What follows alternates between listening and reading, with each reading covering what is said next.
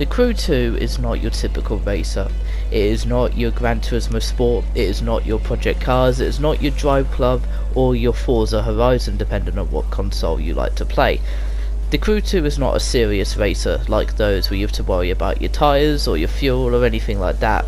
There is no gauges in this game at all. The only difference is, this game is virtually an arcade game, which is good and bad. You kind of expect it to have a little bit of realism, but then you want it to be fun, and it's got one but not the other. It's got some good fun in it, but then it's a bit clunky. There's not much you can really do in the Crew 2 other than your standard missions, because they don't have PvP. PvP is yet to be added to the Crew 2 yet, so basically you play online or with any of your friends that have it. Unfortunately for myself, I currently have no friends that play the Crew 2. So if I want to play the Crew 2, I have to play it by myself. I could not play it with others. It is completely a solo game until sometime within December. And let's face it, that's not exactly right round the corner. That is a long time to wait to get the full capability of a game, and by then they'll probably bring out DLCs, and I wouldn't even be surprised if you'll need the DLCs to get the full immersive experience of the PvP mode, and if so, that will be daylight robbery. So, what does the Crew 2 do well? Well, the graphics. The graphics are brilliant, as you're seeing in this clip here. The car was completely spotless before this. Mud's got up the backside, but you know what I mean. It looks brilliant. The engine sounds are brilliant. Unfortunately, the voice, they're not great. The voiceovers are not great. The music's pretty good, but the cutscenes or story, or the lack of story, is pretty poor. There's not really any need for them at all. The vehicle roster for the Crew 2 is also a strong suit. Also, the map, as you can see there, is absolutely massive, spanning across the whole of America, just like its predecessor. Now, unfortunately, the Crew 2 does not possess a story, even though in the start screen it actually says, "Start your story."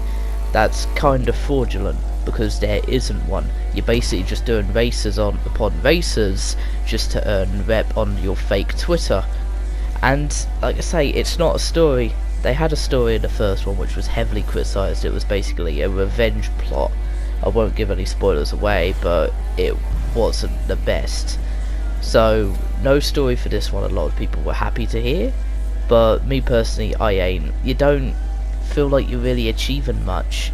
The races are fun, the sound is great, and it's a game what can keep you busy. But the problem is, with the PvP mode not arriving to December, how long it will keep you busy for? Well, I don't know. And to be honest with you, I don't think it'll be very long. I reckon this game will go on sale very fast, very quickly.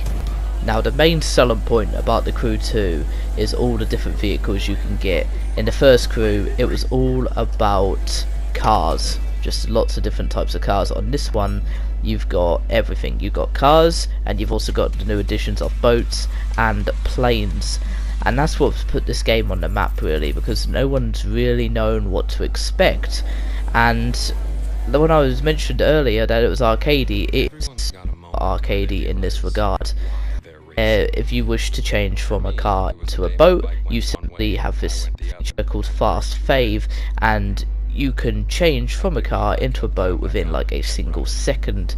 Same from a plane into a car. You can drop from about 100 feet from the air in a car and not a single bit of damage will be done, which is kind of silly, but it's kind of good at the same time.